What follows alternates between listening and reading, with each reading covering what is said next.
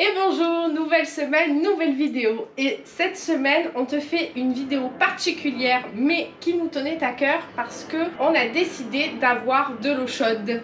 Ouais, elle a décidé d'avoir de l'eau chaude pour la douche. Alors pour moi, je trouve que l'eau chaude, c'est indispensable quand t'es dans un pays froid et même quand t'es dans un pays chaud parce que selon où t'es, quand t'es en altitude, il fait pas si chaud que ça. Mais c'est toujours agréable de prendre une bonne douche chaude Voilà. plutôt qu'une douche fraîche. Donc il a fallu analyser tous les systèmes d'eau chaude qui puissent exister pour savoir lequel on allait choisir et lequel on allait installer. Donc si tu fais de la van life, si tu fais du bateau, si tu as un camion, un 4x4, peu importe le véhicule ou le moyen de locomotion que tu as, je pense que cette vidéo va t'intéresser. Voilà, on a essayé de répertorier tous les systèmes généraux qui existent pour faire de l'eau chaude dans tous ces domaines. Bateau, van, 4x4 et tout truc itinérant. C'est parti, on t'explique tout ça. Alors, le premier système pour avoir de l'eau chaude, c'est le système... Du chauffe-eau électrique, comme à la maison. Voilà, pareil qu'à la maison, ça coûte entre 200 et 600 euros. Ouais, il y a plusieurs systèmes. C'est un ballon d'eau chaude en fait qui est isolé et compagnie. T'en as des petits, des gros, des plus ou moins puissants à 200 watts, à 600 watts grosso modo. Et ben tu l'auras compris, le prix c'est en fonction de la puissance, de la taille, de l'isolant, tout ça c'est toujours pareil. Moins c'est cher, moins ça fonctionne, et plus c'est cher, plus ça fonctionne. L'avantage c'est que tu as tout le temps de l'eau chaude, du moins tu as ton eau chaude qui est dans ton ballon, donc du coup elle reste chaude. Voilà, vu que ton ballon est isolé comme à la maison, quoi. Tu vas chauffer, l'eau va rester chaude dedans, même s'il fait froid dehors, le ballon est plus ou moins isolé.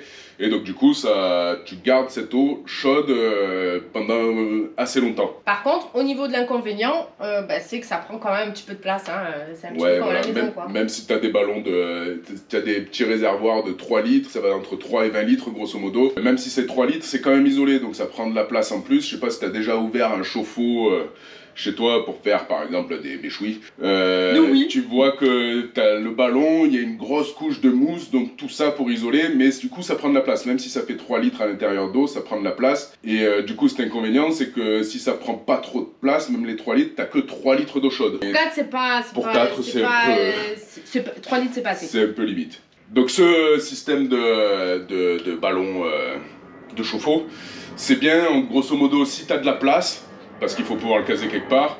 Et si tu as une installation électrique un peu sérieuse qui peut envoyer un peu d'électricité, ou si tu fais tourner le moteur tout le temps. C'est plutôt si tu as un bateau, un camping-car. Ou un camping-car, ou un gros camion. Ou un gros camion avec pas mal de place. Voilà, faut de la place et une installation électrique assez sérieuse.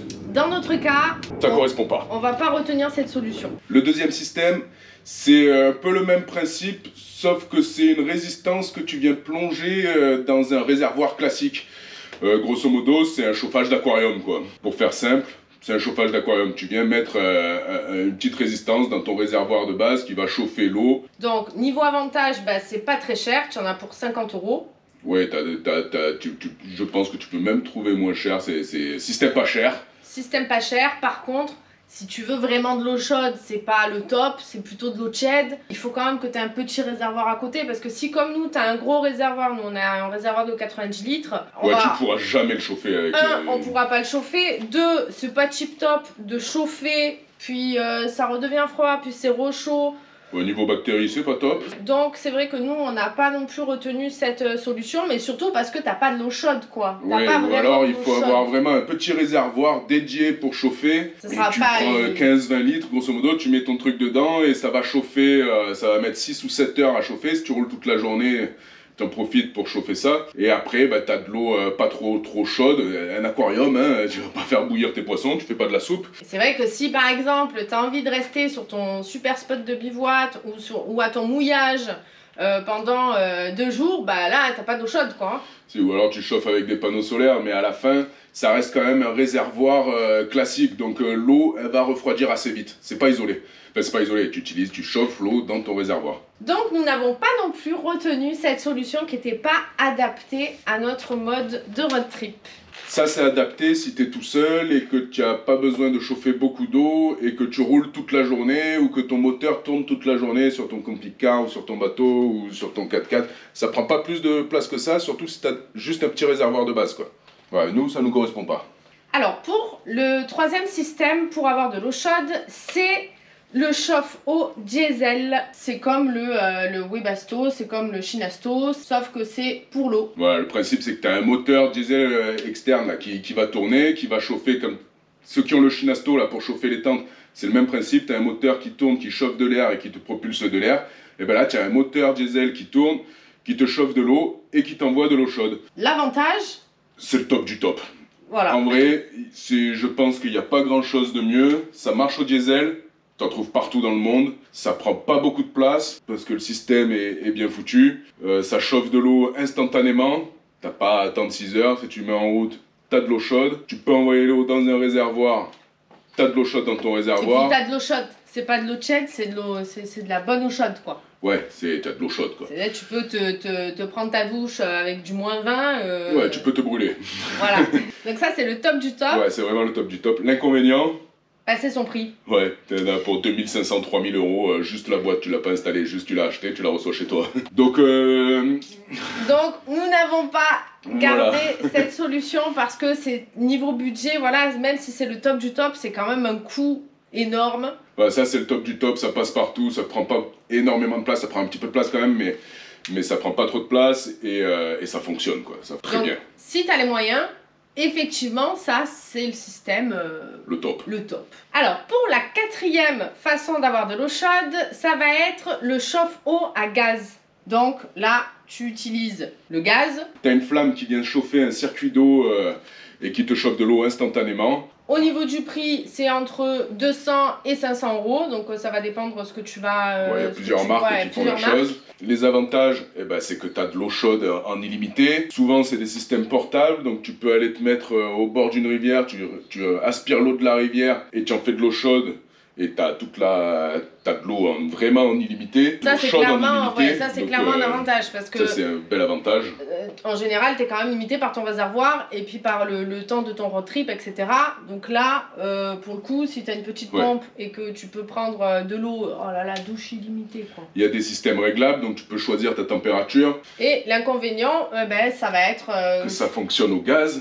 Déjà, donc le gaz, ça veut dire qu'il va te falloir une bouteille plus gros, tu vas pas l'utiliser juste pour faire la cuisine, tu vas aussi l'utiliser pour te chauffer. Puis t'en trouves pas forcément partout, et même en Europe, hein, parce que l'année d'avant, enfin il y a 2 ans, on a fait l'Espagne, ça a été très compliqué de trouver du gaz. Chercher une petite bouteille camping gaz, ça a été compliqué. Donc un des inconvénients, c'est que ça marche au gaz. C'est aussi un avantage, parce que si tu pars en week-end et tout, ça marche au gaz, tu en as. Et un autre inconvénient, c'est l'encombrement. Ça fait quand même une boîte qui est pas énorme, mais ça fait une boîte qu'il faut aller caser dans ta voiture. C'est quand même bien plus gros c'est bien plus gros que notre système, quoi. Donc nous, on n'a pas choisi ça, mais on a quand même hésité, parce que t'as un côté pratique, c'est tout en un.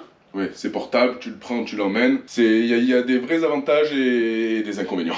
Mais c'est vrai que dans notre cas, on n'avait pas forcément envie d'utiliser le gaz. Parce que le gaz, ça reste quand même précieux. Et en Asie, on ne sait pas trop comment ça va se passer. On va peut-être un petit peu galérer. Donc, on n'a pas envie d'user trop de gaz et de le laisser vraiment, de garder le gaz que pour la nourriture. Ouais, pour la nourriture quand même.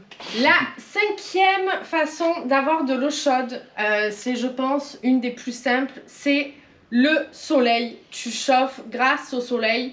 Tu as sûrement dû voir des vidéos sur YouTube ou même sur Instagram de voyageurs qui ont cette espèce de gros tube noir posé sur le toit pour chauffer l'eau et avoir de l'eau chaude.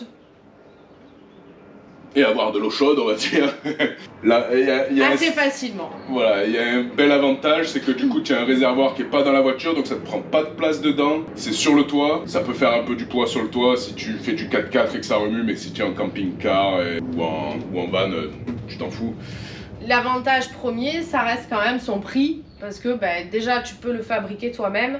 Il y a plein de tutos sur YouTube. Ouais. Donc tu peux en avoir pour... Ouais, si tu le fais toi-même, pour moins de 50 €, tu le fais. Tu as des systèmes qui existent tout faits.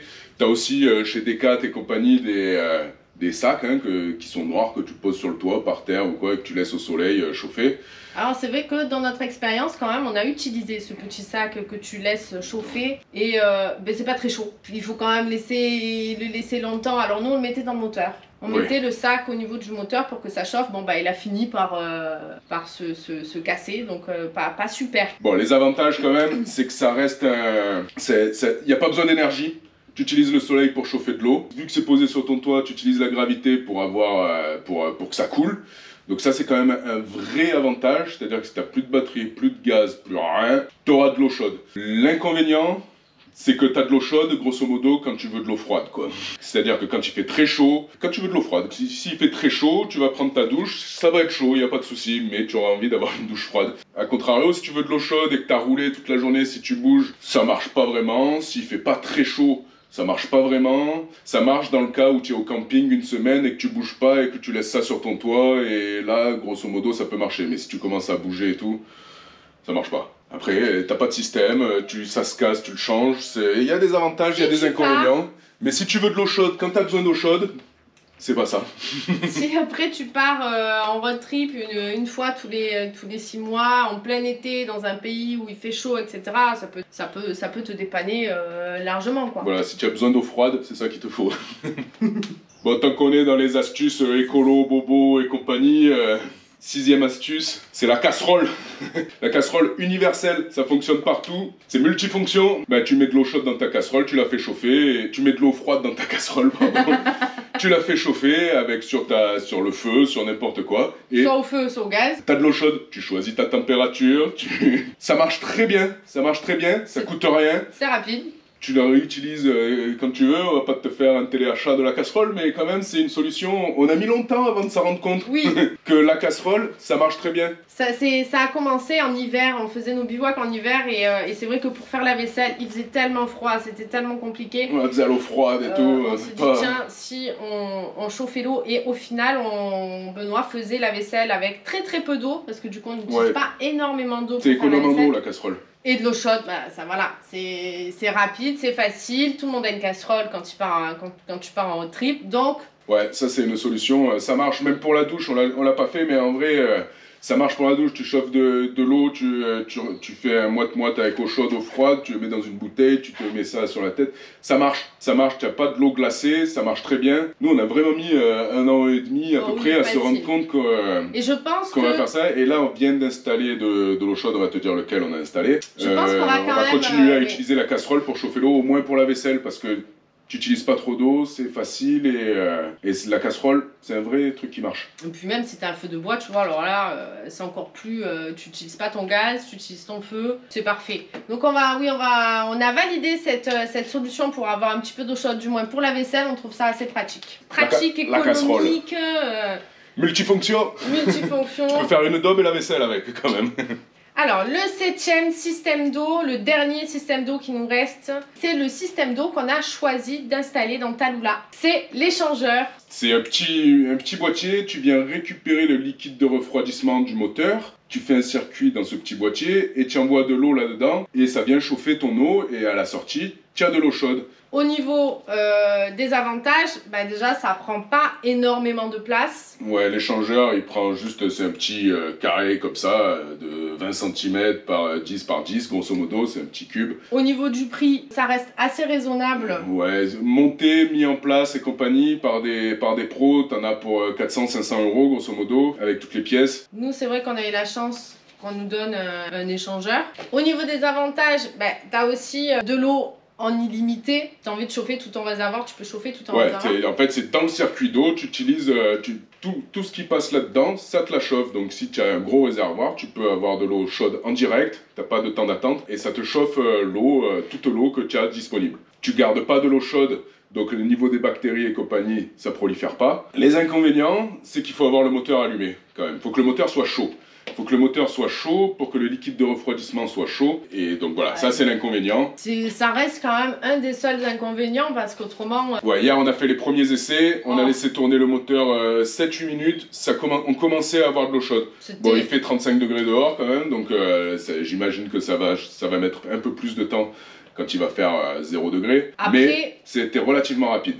C'est vrai que nous, on a choisi ce système parce que dans notre mode de fonctionnement de road trip, on fait quand même pas mal de pistes la journée. Tu prends ta douche. Quand tu arrives, ton moteur, il est chaud. Bah, nous, on roule tous les jours. S'il faut le faire tourner 5 minutes ou 10 minutes de plus, c'est pas très grave. Et c'est de la vraie eau chaude. Ouais, de la vraie eau chaude. Pour le coup, hier, le top du top, quoi. De la vraie eau chaude. Après, tu peux adapter plein d'autres systèmes. Si tu veux avoir un ballon à côté que tu remplis, tu peux le remplir à l'eau chaude et puis tu gardes une petite réserve d'eau chaude. C'est un système que tu peux modifier pour avoir encore plus d'utilité. Donc c'est le système qu'on a choisi. Et on va te montrer un petit peu à quoi ça ressemble. Allez, c'est parti. Ah, Taloula. Et si tu le sais pas que tu nous rejoins, avec ça on part au Kamchatka normalement. Départ janvier 2024. Et alors, notre réservoir. Et si tu sais pas où c'est le Kamchatka, c'est là. On part de là. On va faire tac là et après dans l'idéal ça c'est un peu un rêve hein. Alors notre réserve d'eau elle est ici, tu vois, cet énorme réservoir en inox. Voilà, c'est notre réservoir d'eau. On a combien là? On a 90 litres d'eau. C'est pas de l'eau qu'on boit hein. Si tu as l'habitude de regarder nos vidéos ou notre 4x4 tour, tu sais que voilà, ça c'est notre réservoir qu'on utilise pour la douche, pour faire la vaisselle. On la boit pas. On a notre lifesaver à côté. Donc notre réservoir est ici. Là on a la petite pompe. Là, on a notre tuyau qui sort pour la douche ou pour la vaisselle. Ça, c'est notre système de base. Voilà, système de base, réservoir, le tuyau qui va jusqu'à la pompe là. La pompe qui envoie dans le tuyau qui est ici maintenant, mais qui sortait. Et hop, on utilise notre eau. Et ça, c'est parfait. Si tu veux pas d'eau chaude, t'as ça, c'est nickel. Et alors, la petite modification qu'on a fait pour avoir de l'eau chaude, c'est, là, ça change rien. Ça va à la pompe. Et de la pompe, là, ça part vers là-bas, vers l'échangeur. Et on va te montrer l'échangeur. Et donc ça se passe par ici. Donc le tuyau qui arrive de la pompe, il est là. Il part là. Et nous, on avait du liquide de refroidissement qui arrivait ici pour mettre le chauffage des pieds des enfants. Donc tant pis, ils chaufferont pas leurs pieds. Et là, hop, ça se passe là-dessous. Hop, voilà, on a notre petit échangeur là-dedans. Donc le liquide de refroidissement qui sort de ces deux tuyaux qui arrivent du moteur, ça passe dans ce petit boîtier. Et ça, c'est nos tuyaux qui arrivent du réservoir. Il rentre d'un côté, il ressort de l'autre. Il repart derrière. Et il nous manque juste un petit embout. Et on a de l'eau chaude là-bas. Donc c'est aussi simple que ça. Ça prend pas beaucoup de place. Ça prend moins de place que le système qu'il y avait pour faire un chauffage air. Et c'est là. Hop là. Relativement propre. C'est assez accessible pour voir s'il y a une fuite, parce que quand même s'il y a une fuite au niveau du liquide de refroidissement, ça peut être la merde quand même, hein, le moteur. C'est le circuit du moteur. Donc on peut checker ça assez facilement ici. Et à la sortie, madame elle prend sa douche chaude. Et là, je peux te dire que la patronne, elle est plus que contente. Voilà, donc pour la patronne, pense à l'eau chaude. Alors là, on a fait un montage très simple. On aurait pu mettre un robinet pour avoir eau chaude, eau froide. On va tester d'abord tout le système pendant notre road trip de cet été. Et on verra si par la suite, c'est nécessaire de rajouter une vanne. Pour choisir eau chaude ou eau froide. Sachant que si ton moteur est arrêté, je pense qu'au bout de 5 minutes, ton eau, elle est plus chaude. Donc, on pense que c'est pas nécessaire de rajouter cette vanne à tester. De toute façon, quand tu fais de l'aménagement ou quand tu fais de l'aménagement, elle est partie. Il faut toujours tester. Un aménagement peut nous convenir à vous et pas à nous et pas à toi.